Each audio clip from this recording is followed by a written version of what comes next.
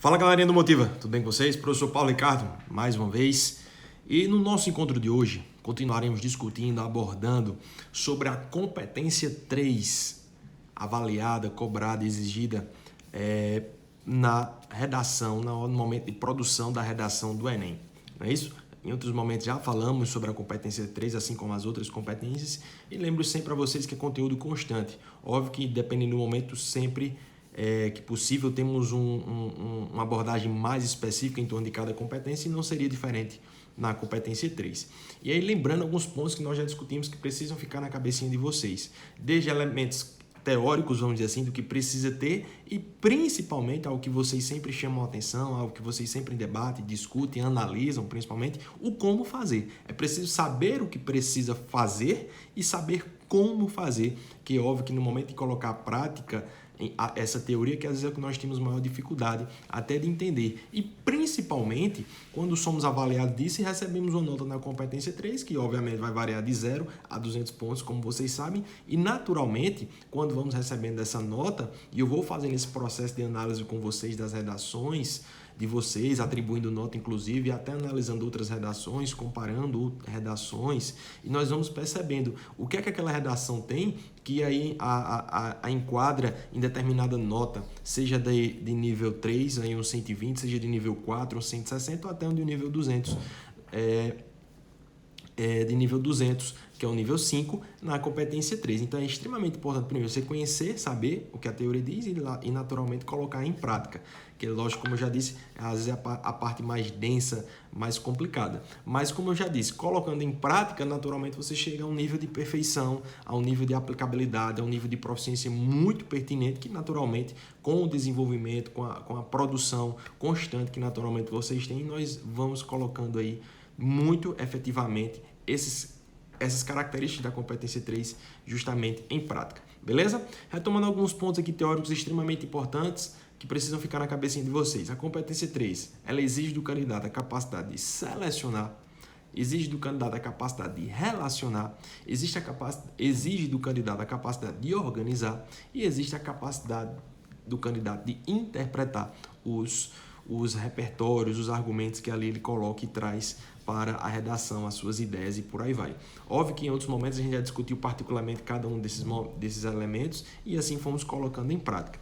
Então é muito importante que você consiga no seu texto selecionar determinado repertório, selecionar determinada ideia, relacionar com o tema. Não basta trazer o repertório, a ideia, você tem que relacionar com o tema. Aí volta aquela ideia que eu sempre digo a vocês.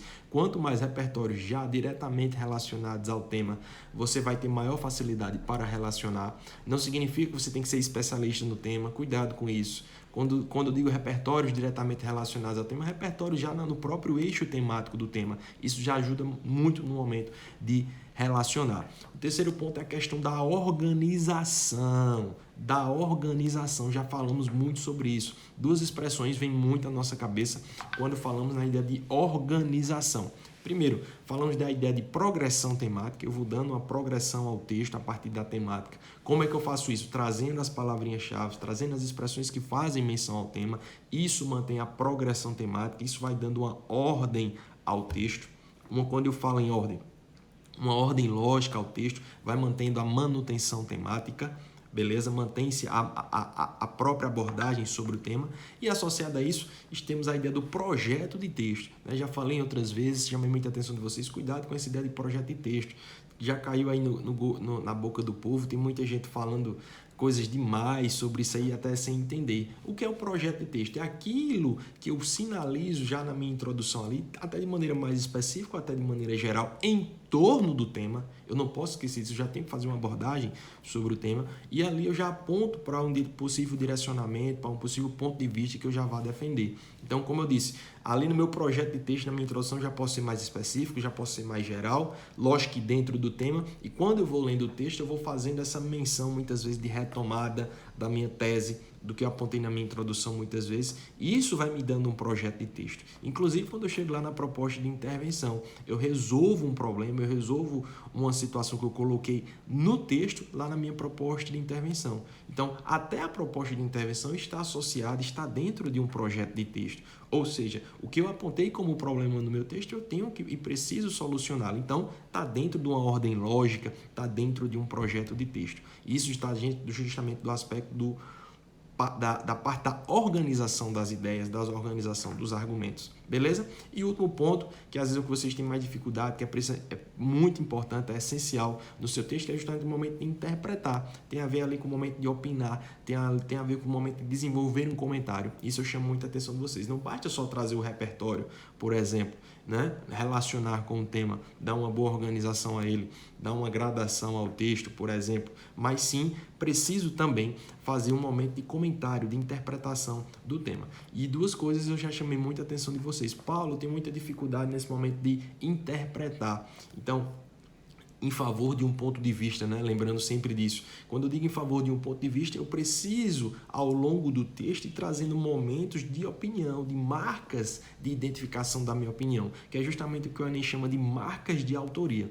E nessas marcas de autoria, algumas são mais explícitas do que outras, né? Depende muito da construção. E é o que eu sempre digo a vocês, deixem o máximo possível essas marcas de autoria, essas marcas de identificação do teu ponto de vista, do teu comentário. E nós já analisamos em outros momentos, nós já vimos que muitas vezes está muito sutil ali, então deixa isso mais claro. Como, Paulo, eu faço isso? Trazendo, por exemplo, alguns modalizadores sim, que marquem o ponto de vista, nós já sabemos quais, já falamos várias vezes, eu vou continuar falando, inclusive no nosso momento de análise ali, vou estar mostrando a vocês, e é preciso estar demarcando justamente esses pontos de vista, me auxiliando dos modalizadores que vão aparecendo desde a minha introdução, quando ali eu vou demarcando a minha tese, eles nos ajudam muito a justamente reforçar o ponto de vista. Paulo, mas a gente não falou só dos modalizadores, eles nos ajudam, tá? Não, mas não é o suficiente, né? Então a gente precisa, por exemplo, que eu sempre aconselho, né? Até para me ajudar no meu projeto de texto, até para me ajudar na minha progressão temática,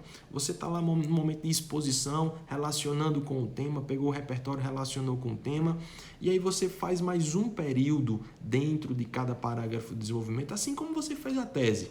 Na tese, gente, qual é a lógica? Na introdução, na verdade, qual é a lógica? Qual é a forma de construção da sua introdução, naturalmente? É fazer uma contextualização, ou seja, você está expondo, e depois você joga a sua tese, que é o seu ponto de vista. Então, nos parágrafos de desenvolvimento, gente, também segue a mesma lógica. Você está ali, entre aspas, fazendo uma contextualização, né?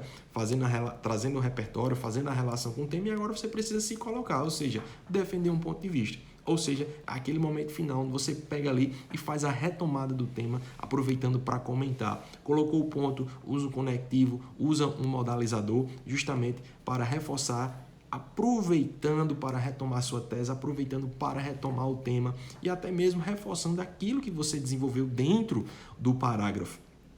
Ou seja, cada parágrafo, gente, ele tem uma historinha. E eu fiz uma comparação aí com a própria introdução, reforçando. Na introdução eu tenho aquela contextualização, estou expondo, vou jogar minha tese, é o momento de opinar e já lançar mão para uma ordem que eu vou dar para o meu texto, seja de maneira geral ou de maneira específica. Veja que eu sempre vou trabalhando ao mesmo tempo projeto de texto e progressão temática. Quando eu chego nos parágrafos de desenvolvimento, cada parágrafo de desenvolvimento tem uma historinha muito parecida com a introdução. Eu vou ali contextualizar. Como é que eu contextualizo? Faço uma relação com o repertório, relaciono com o tema e aí preciso dar o meu ponto de vista, preciso defender um comentário. Então, uma estratégia que eu sempre aponto, sugiro para vocês é coloca o ponto, coloca o conectivo, utiliza-se de um modalizador e faz aquele reforço do tema, a retomada do tema. Justamente que fazendo isso, você garante aí justamente 2 pontos muito cobrados no Enem nessa competência, como a gente já falou várias vezes aqui hoje, que é a questão do projeto de texto, da progressão temática e agora principalmente no momento de interpretar. Quando eu jogo o ponto ali de conexão entre os períodos, no último período ali do desenvolvimento, uso de um modalizador para reforçar um ponto de vista e assim faço a retomada do tema, eu me aproveito para estar comentando, ou seja, me aproveito aí para estar lançando mão de um ponto de vista. Ou seja, acabo construindo sim o meu momento de interpretação. me ajudando nisso para retomar o tema, garantindo assim uma progressão temática e uma boa ordem lógica dada ao texto. Beleza, gente? Tranquilo? Então, agora é praticar, executar e essa parte teórica, fiz toda essa retomada para ficar claro no que a gente precisa, chamar a atenção para a competência 3. Vamos continuar falando da competência 3 e aí vamos cair para análise das redações, nesse momento de comparação, percebendo esses momentos de interpretação, de defesa de um ponto de vista, percebendo principalmente se os candidatos seguiram o que se propuseram na introdução. E quando a gente diz na introdução, a gente já falou várias e várias vezes, cada aluno tem o seu projeto de texto, cada aluno tem a sua forma de guiar o seu texto. Fruto do tema, cuidado com as palavrinhas-chave do tema, algumas vezes são mais específicas do que outras, e mesmo sendo específicas ou não, quem dá a ordem lógica do texto, quem dá o projeto de texto sou eu, e eu já venho falando para vocês isso várias e várias vezes. Se ligou nas palavrinhas-chave, como é que eu vou construir meu texto em torno dessas palavrinhas-chave? Vou seguir essa forma, vou seguir esse caminho, vou seguir esse ponto, vou seguir essa perspectiva? Você que diz, e como é que a gente sabe isso? Treinando, eu já falei isso várias vezes. Ou seja, quando eu interpreto o tema e construo o que eu quero dizer sobre ele, trazendo os repertórios, pensando os repertórios, planejando em torno das palavrinhas-chave, naturalmente eu já estou criando o meu projeto de texto. E dentro do meu projeto de texto, como eu já disse, vou mantendo a progressão temática e vou fazendo os momentos de inserção das minhas marcas de opinião, dos momentos das marcas de interpretação, seja com os modalizadores, seja daqueles momentos de retomada justamente do tema, no qual ali eu me aproveito para comentar o que eu acabei de confirmar, de relacionar nos meus parágrafos de desenvolvimento. Beleza, gente? Bacana? Agora é praticar bastante. Então era isso o recadinho da aula de hoje. Vamos continuar praticando em torno da competência 3. Um grande abraço, muito bom revê-los e até a próxima. Valeu!